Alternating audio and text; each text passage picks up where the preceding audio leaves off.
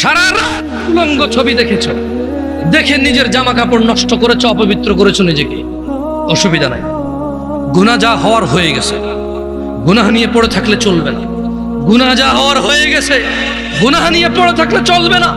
যাও গোসল করো, ফজরে আযান হয়েছে সালাতে যাও, 2 রাকাত সুন্নাত পড়ে আল্লাহর কাছে ক্ষমা চাও, 2 রাকাত ফরজ পড়ে আল্লাহর কাছে ক্ষমা চাও।